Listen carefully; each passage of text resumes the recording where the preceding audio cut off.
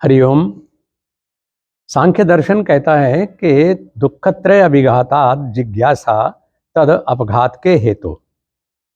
जब हमारे ऊपर 3 प्रकार के दुख अपना आघात करते हैं तो हमें अपघात के उपाय खोजने पड़ते हैं, यानी उन दुखों से कैसे निवृत्ति पाएं इसका उपाय खोजना पड़ता है। और ये समस्याओं का आना, दुखों का आना, ये हमारे लिए वरदान तब बन जाता है जब हम उसके निदान का उपाय खोज लेते हैं।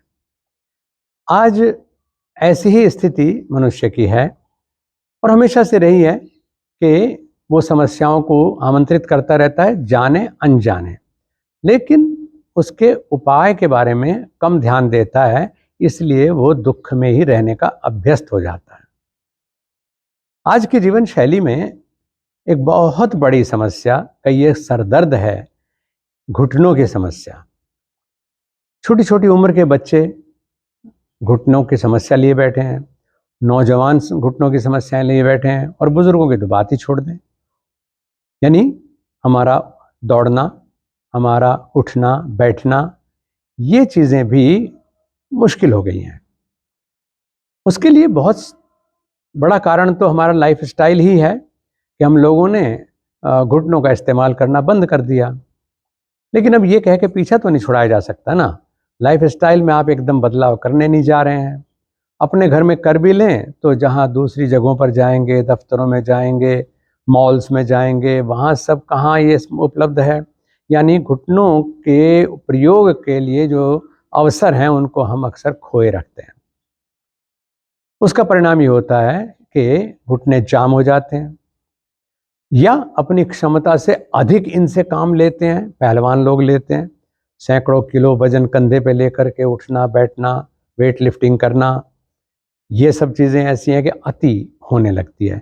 हालांकि जीवन दर्शन हमारा कहता है कि अति सर्वत्र वर्जयत, कि देखो भाई अति ना करो, व्यायाम करो अति ना करो, खान पान करो अति ना करो, लोगों से मिलना जुलना रखो, लेकिन सब चीज़ों की मर्यादा होनी चाहिए।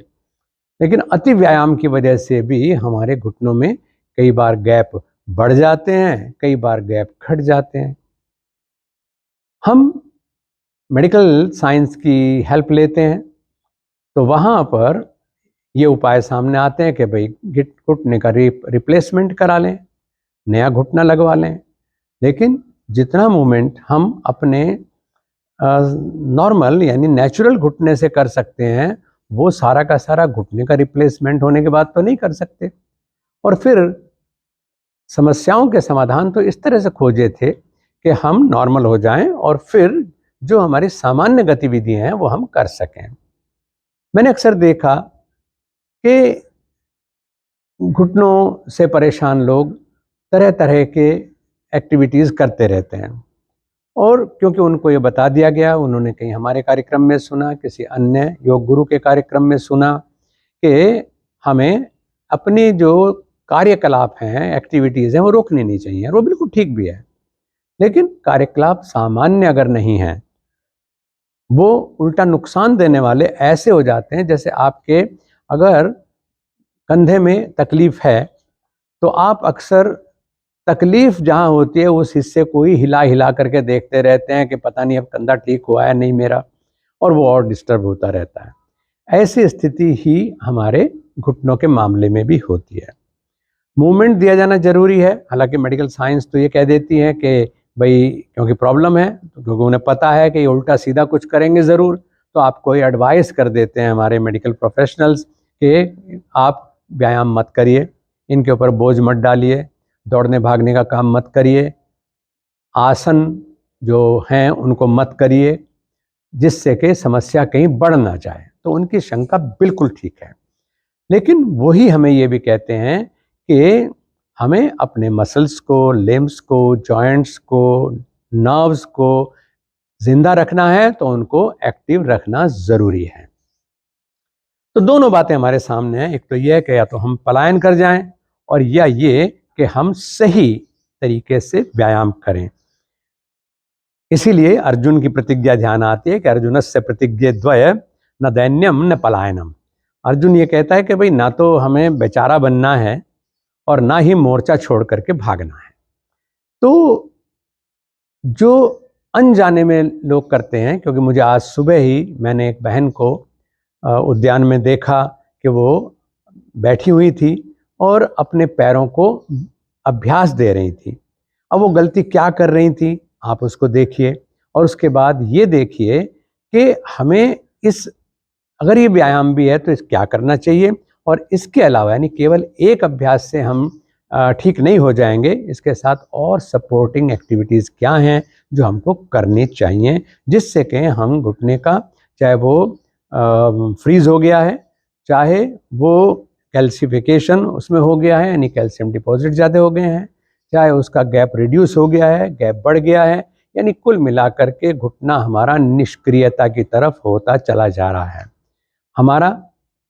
अगर हमारे पास यूरोपियन कमोड नहीं है तो टॉयलेट और यूरिन तक के लिए समस्या हो जाती है कि नीचे नहीं बैठ सकते। कहीं यज्ञ में, अनुष्ठान में, पूजा में, संध्या में अगर हमें बैठना है तो हम उसमें नहीं बैठ पाते।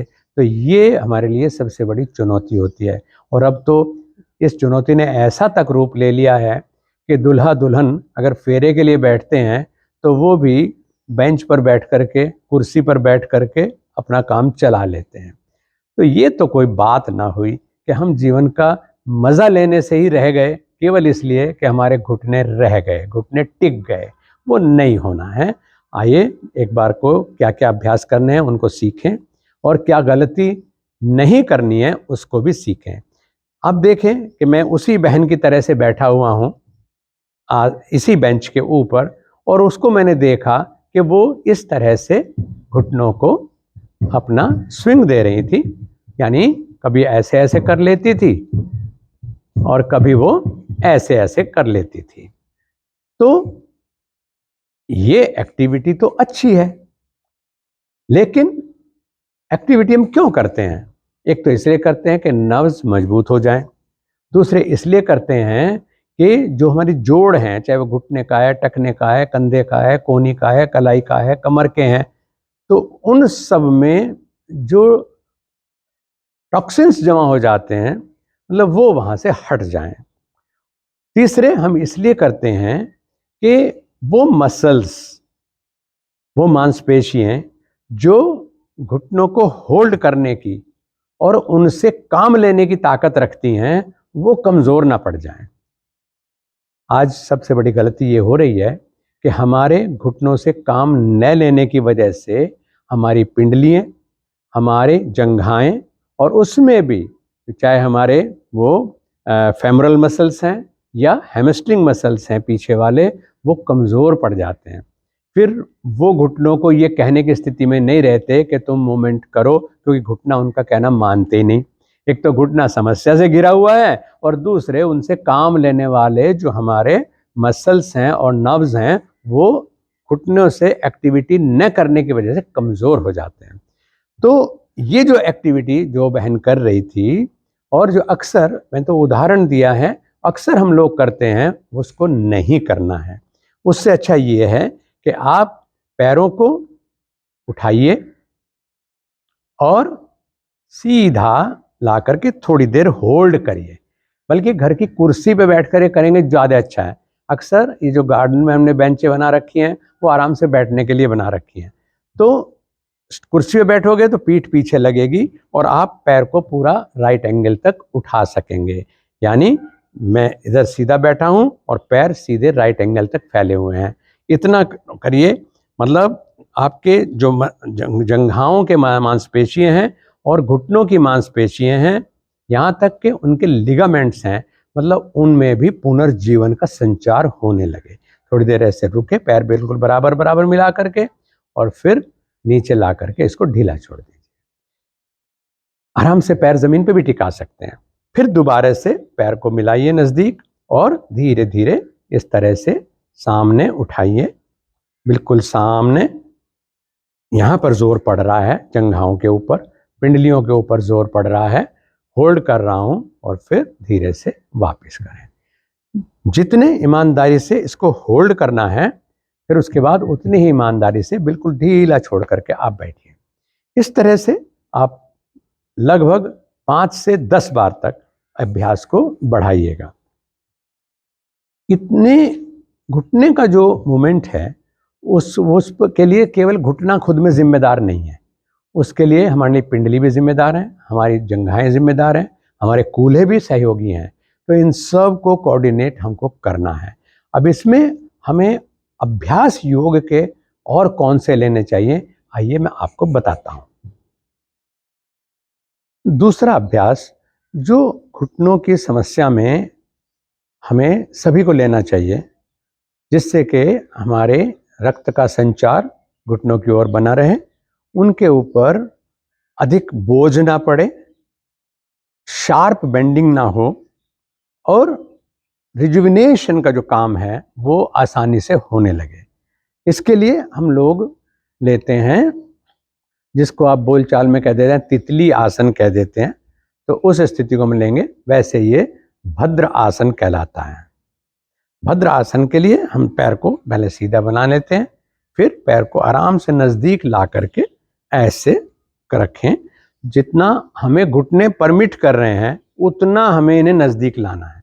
ये समझें कि जैसे हाथ जोड़ लेते हैं ऐसे हम पैरों को जोड़ लेंगे और पैरों को आपस में मिला करके घुटनों को यथासंभव नीचे की तरफ दबाव देते हुए रखना चाहिए।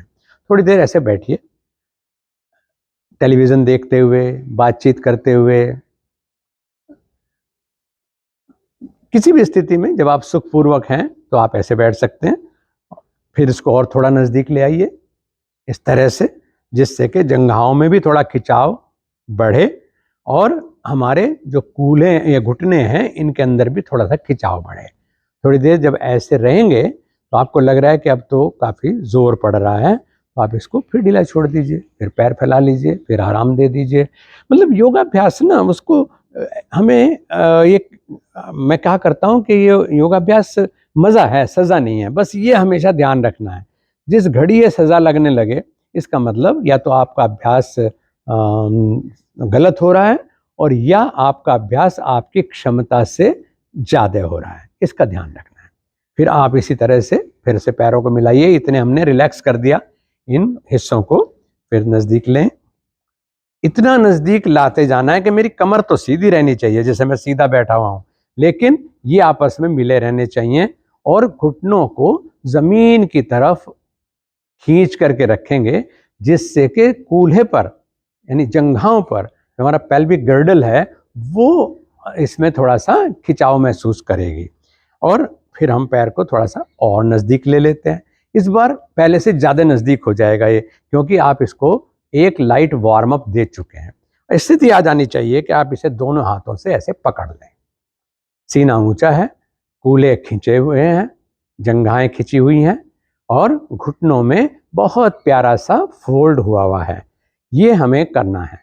थोड़ी देर ऐसे बैठें, क्योंकि जब हम बातों में लग जाते हैं ना तो उस समय फिर दूसरी तरफ से ध्यान हट जाता है।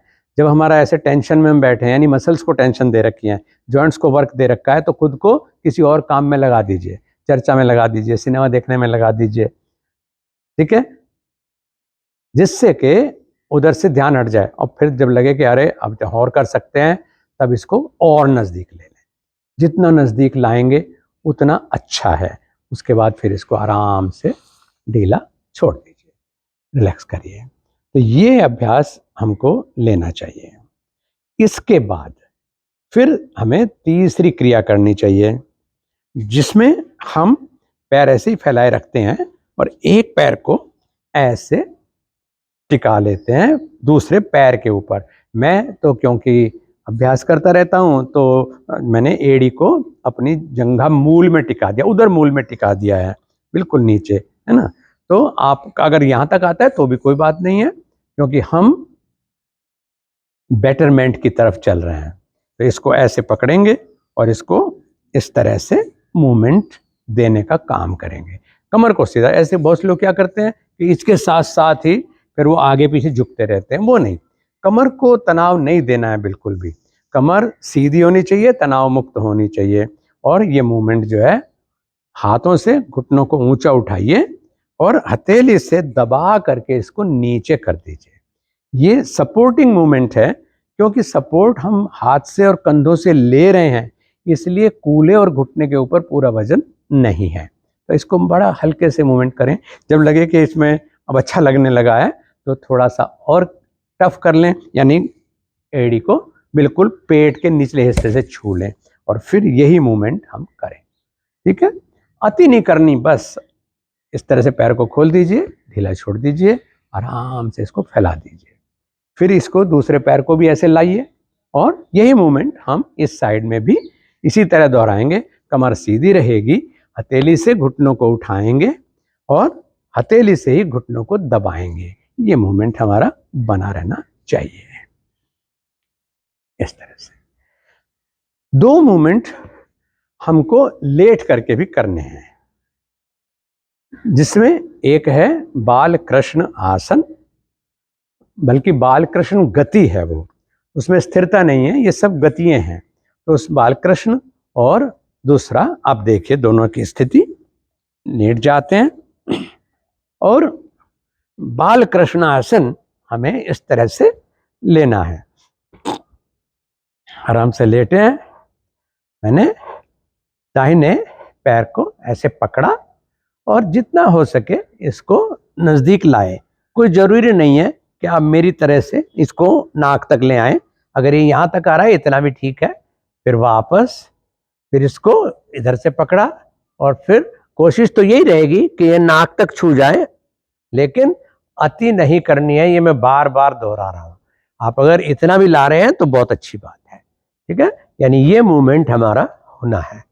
आइडियल ये रहेगा कि आज नहीं तो कल ये पूरी तरह से नाक तक भी ऐसे ही आएगा।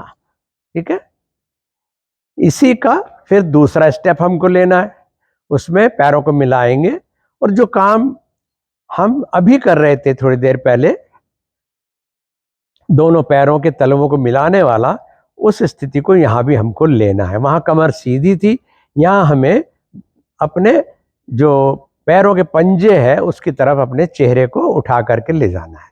पैरों को ऐसे होल्ड किया, दोनों हाथों से इनको होल्ड किया और जितना हो सके नज़दीक लाइए। अगर इतना आ रहा है इतना भी ठीक है, यहीं रुकिए। फिर हाथ को ऊंचा उठा सकते हैं और नज़दीक ला सकते हैं। फिर यानी अति उत्साह में कोई गलती नहीं करनी है, बस ये ध्यान रहे। अक्सर हम जोश में होश खो बैठते हैं, लगेगा अब रास्ता मिल गया। रास्ता तो मिल गया, लेकिन उसमें हमें धैर्य से अभ्यास करना है।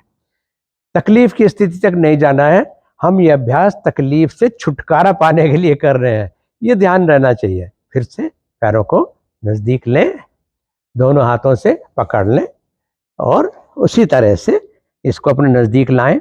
आगे भी जा सकते हैं और अगर आप चाहें तो ऐसे भी पकड़ सकते हैं। ठीक है, इस तरह से, और पैर को बहुत आराम से सीधा कर दीजिए, वापस आइए। आपके शरीर में उतनी फ्लेक्सिबिलिटी नहीं है और स्वाभाविक है कि जब रोग आ जाता है तो फ्लेक्सिबिलिटी और घट जाती है। तो बच्चों से अपनी तुलना नहीं करनी है, युवाओं से अपनी तुलना नहीं करनी है, बल्कि अपनी स्थिति में जो बेस्ट है वो हमको करना है।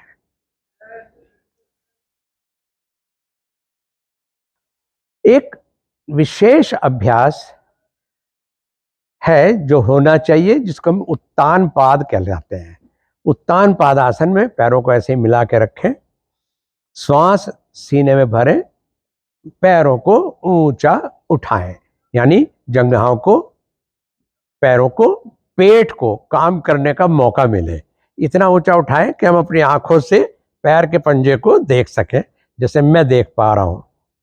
यहाँ रुके, सांस लेते रह सकते हैं और जब लगे कि अब नहीं होल्ड होगा तो धीरे से वापस आ जाए।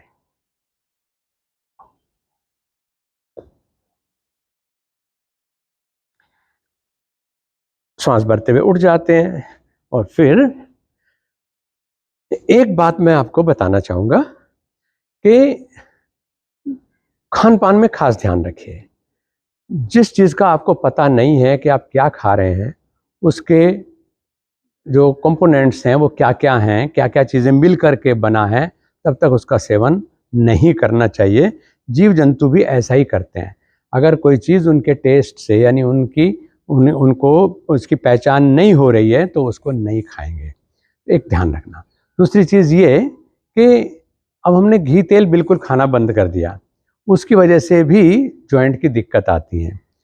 एक तीसरी चीज़ ये है, यानी घी तेल खाना बंद कर दिया का मतलब जो शुद्ध घी और शुद्ध तेल, और आप कहते तो हैं कि हम तो उसमें रिफाइंड ऑयल में बना लेते हैं खाना, किसी ने डरा दिया कि इससे प्रॉब्लम हो जाती है वरना साधारण तेल लेने से, जबकि सच्ची बात यह है कि आपको सरसों का तेल बहुत अच्छे से खाना चाहिए, यानी सरसों के तेल का प्रयोग करिए, और वो भी ये ध्यान ज़रूर हो, अच्छा हो, थोड़ा मेहनत कम से कम अपने खाने के लिए तो करिए कि सरसों खरीदिए, सरसों का तेल बनवाइए, उससे आपको असली तेल मिलेगा, उस तेल का आप खाने में प्रयोग करें, चाहे वो अचार में होता है, चाहे पकौड़ी में होता है, चाहे पराठे में होता है, सब्जी बनाने में होता है, वो बढ़िया है।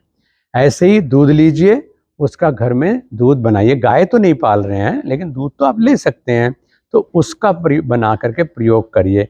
वरना आजकल आर्टिफिशियल तरीके से भी जो तेल बनते हैं उनमें भी वो, जिसको हम गांव की भाषा में कहते हैं, झल मारने लगी है ना, कि उससे आंखों में पानी आ जाता है, नाक में पानी निकलने लगता है, तो वो कुछ ज़रूरी नहीं है कि वो सही हो। तो इसका ध्यान रखिएगा कि सरसों का तेल और गाय का घी, यानी शुद्ध घी कम से कम हो, इतना तो ध्यान रखिएगा, उसका प्रयोग करें, वो ज़रूरी है। और तीसरी चीज़ ये है कि हमारा जो सारे, खाली घुटनों की बात नहीं, अगर और जोड़ों में भी समस्या है तो भी ये जो आपके टूथपेस्ट हैं उनकी तरफ से थोड़ा सा जागरूक रहें। फ्लोराइड जिस टूथपेस्ट में है उसका प्रयोग बिल्कुल मत करिएगा।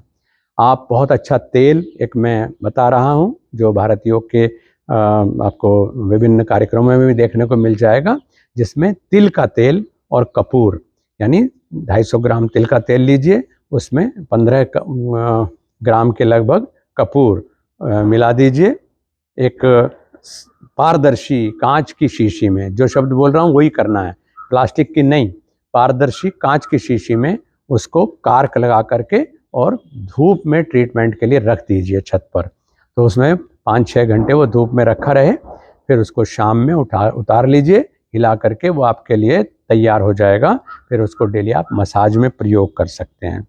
आप कच्ची गरी जो नारियल होता है, यानी उसका सेवन करना पसंद करें, चाहे तो उसकी चटनी बनाएं, चाहे उसको कद्दूकस करके वैसे खा लें, चाहे जिनके दांत ठीक हैं तो उसको ठीक से ऐसे ही शौक से खा लें, यानी वो आपको खाने में मिलनी चाहिए। पेठे का जूस आपके लिए बहुत ज़्यादा अच्छा है, और जो वातवर्धक आहार हैं उनसे थोड़ा सा हमको बचना चाहिए। जब आप इसका अभ्यास लगभग 50 दिन कम से कम करेंगे, 50 दिन एटलीस्ट, तकलीफ उठाने का अभ्यास भी तो 50 दिन क्या कर ही रहे हैं, बरसों से कर रहे हैं, तो इस अभ्यास को जब 50 दिन कर लेंगे तब मैं इससे अगला जो स्टेप है, यानी इसी घुटने की समस्या का पार्ट 2 वो आपको दूंगा, आप उसका अभ्यास करिएगा, आप देखेंगे कि आप दिन प्रतिदिन बेहतर होते चले जाएंगे, फिर से उठना बैठना शुरू होगा, फिर से दौड़ना शुरू होगा, फिर से आप अपने आप का कॉन्फिडेंस लेवल उसको बढ़ा पाएंगे। बहुत बहुत शुभकामनाएं। हरिओम।